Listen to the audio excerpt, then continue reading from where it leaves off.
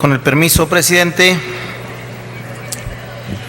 el estado de excepción es el régimen que declara un gobierno dentro de un territorio delimitado que enfrenta situaciones de crisis, una suspensión temporal de ciertos derechos de la población.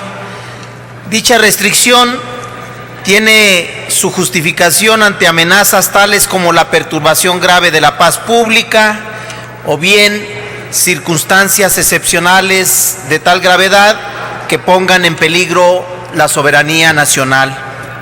Ante esto, los criterios adoptados a través de distintos instrumentos internacionales establecen que los únicos derechos que por ningún motivo pueden ser suspendidos son los de reconocimiento de la personalidad jurídica, el derecho a la vida, al nombre, los derechos de los niños, los derechos políticos, siendo estos derechos inalienables del hombre y de la mujer. Criterios que han sido en gran medida respetados y tomados en cuenta en la elaboración del presente dictamen, situación que permitirá generar una atmósfera de mayor certeza jurídica para los gobernados. No obstante, el dictamen que crea la ley reglamentaria del artículo 29 de la Constitución Política de los Estados Unidos Mexicanos es sumamente delicado y de gran importancia para el Estado mexicano, pues está previniendo una posible situación en la que se tenga que suspender temporalmente y en determinado territorio o en todo el país los derechos y las garantías de los ciudadanos. Ante este panorama, diversas organizaciones sociales han alertado sobre presuntas violaciones a los derechos humanos derivado de este dictamen.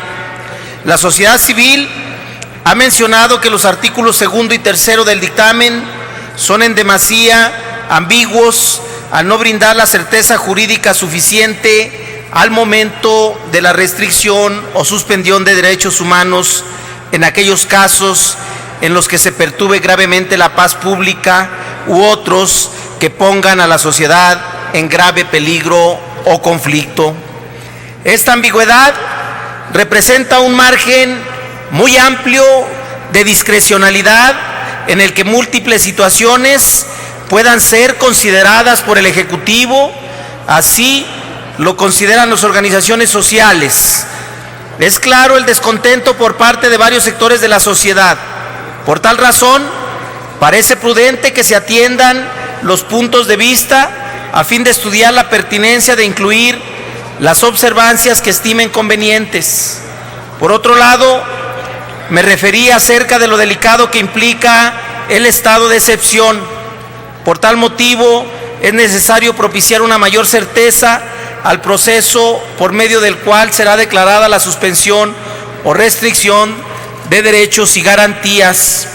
En consecuencia, es prudente incluir en el dictamen, dada la importancia que conlleva, el tipo de votación que se requerirá en el Congreso de la Unión para hacer la declaratoria de restricción o suspensión de derechos y garantías. No podemos y no debemos aprobar una restricción de garantías por mayoría simple, por lo cual sería necesario elevar la votación a mayoría calificada con el fin de que se alcance el mayor consenso y aprobación por parte del Congreso de la Unión. También, en la medida que se definan plenamente distintas cuestiones de ley, será posible dar tranquilidad a la población de que no se afectará arbitrariamente su esfera de derechos. Por tal motivo, al precisar que se entiende por restricción y suspensión de derechos constitucionales, los ciudadanos comprenderán el estatus jurídico bajo el cual serán regulados por un determinado tiempo. De igual modo, el dictamen es omiso en señalar un plazo determinado, por lo que la Suprema Corte de Justicia de la Nación debe pronunciarse respecto de la constitucionalidad o no del decreto que se trate.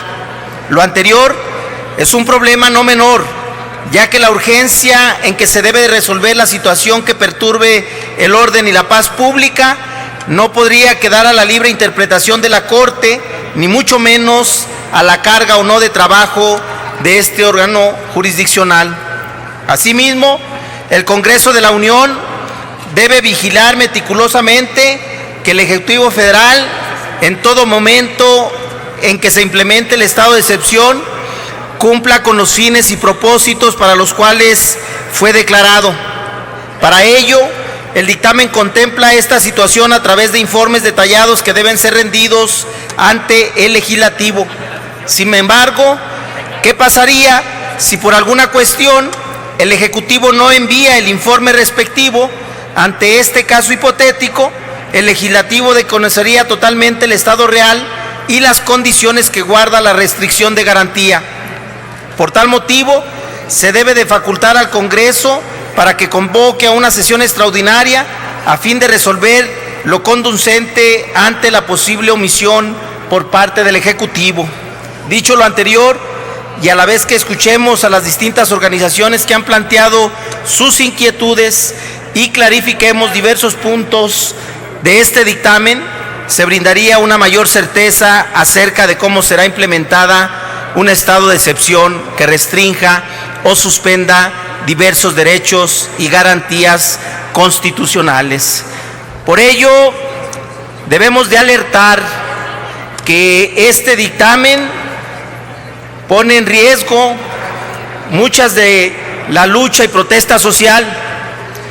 Lo más grave es que con la definición de los conceptos de perturbación grave de la paz pública y grave peligro, se puede llevar a criminalizar los movimientos de protesta social. Otro llamado de alerta: la ley efectivamente no precisa el significado y el supuesto de restricción y suspensión. Es un dictamen presidencialista, porque se deroga la posibilidad de que las cámaras del Congreso inicien los procedimientos de modificación de los derechos de suspensión de garantía. En conclusión, la suspensión de garantías promueven una dictadura institucionalizada en un solo hombre. Es por ello que nuestro voto es en contra del dictamen.